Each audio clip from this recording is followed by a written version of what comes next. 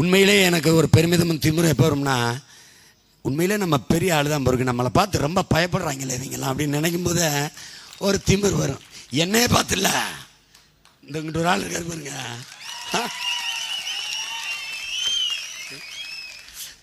படத்தை வச்சா நேரில் போட மாட்டாங்கன்னு ஓரத்தில் வச்சிருக்கேன்.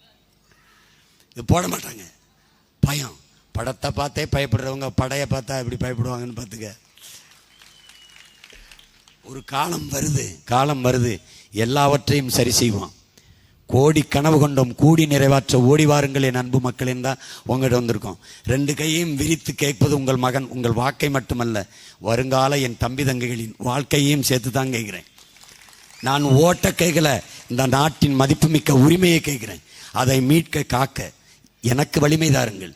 ஊர் எல்லையிலே ஐயனார் கருப்பணயசாமி காவல் தெய்வமாக நிற்பது போல இந்த நாட்டு எல்லையிலே உங்கள் மகனும் அவன் படையும் நின்று ஒரு நச்சு திட்டத்தை, நிலத்தை, வளத்தை, மண்ணின் மக்களின் நலத்தை கெடுக்கிற ஒரு திட்டத்தை உன்னுடைய விடமாட்டேன். இது எனக்கு அறிவுப்பால் ஊட்டிய என் தமிழ் மீதும் உயிர்ப்பால் ஊட்டிய என் தாய் மீதும் எல்லாவற்றுக்கும் மேலாக நேசிக்கிற என் தலைவன் பிரபாகரன் மீதும் ஆணை. நீங்கள் எங்களை நம்புங்கள், உறுதியாக நாங்கள் செய்வோம். நீங்கள் என்ன செய்யணும், அதுக்கு நாங்கள் என்ன செய்யணும்? ஒன்றும் செய்யணும். ஏப்ரல் 19 ஒரே ஒரு ஓட்டு. வறுமை, ஏழ்மை, பசி, பஞ்சம், பட்டினி, சாதிய இழிவு, தீண்டாமை, அடக்குமுறை, ஒடுக்குமுறை, மத போதை, பெண்ணி அடிமைத்தனம், பாலியல் வன்கொடுமை எல்லாவற்றையும் துரத்தணும். அதுக்கு ஒரே ஒரு மைக்க அழுத்தணும். அவ்வளவுதான். எல்லாவற்றுக்கும் ஒரு முற்றுப்புள்ளி மைக்கு சின்னத்திலே சுட்டு விரலால் ஒரு அழுத்தி வச்சுட்டு என்னை வெள்ள வச்சு இந்திய பாராளுமன்றத்திற்குள் என் பிள்ளைகளை அனுப்பு. என்ன நடக்குதுன்னு மட்டும் பார்.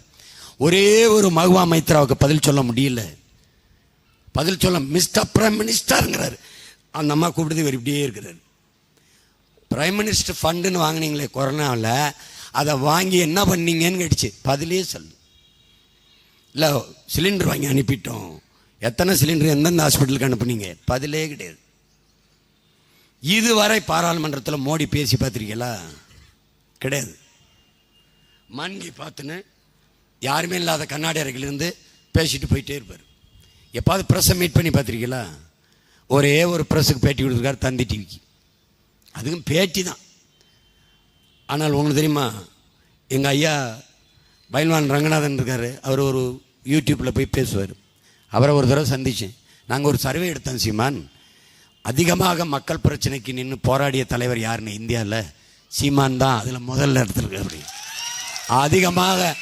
அதிகமாக இந்தியாவில் அதிகமாக ப்ரெஸ், பத்திரிகையாளர்களை, ஊடகவியலாளரை சந்தித்த தலைவர் யாருன்னு சர்வே எடுத்தோம். அதுலேயும் சீமான் தான் இருக்கிற. அப்படி இவங்கெல்லாம் யாரும் சந்திக்கிறது இல்லை. கேட்டால் பதில் இல்லை, பதிலே கிடையாது. சாதனையை சொல்லி 10 ஆண்டுகால ஆட்சியின் சாதனையை சொல்லி பாரதிய ஜனதா ஓட்டு கேட்க முடியுமா? மீண்டும் மோடி, வேண்டும் மோடி, ஏதோ ரைமிங்க ஒரு 2 வார்த்தையை பிடிச்சிக்கிட்டு இதையே பிடிச்சி வாங்கிட்டு இருக்கான். காங்கிரஸ் சொல்லுமா கடந்த காலங்களில் நாங்கள் இவ்வளவு சாதிச்சோம்னு? சொல்லுமா?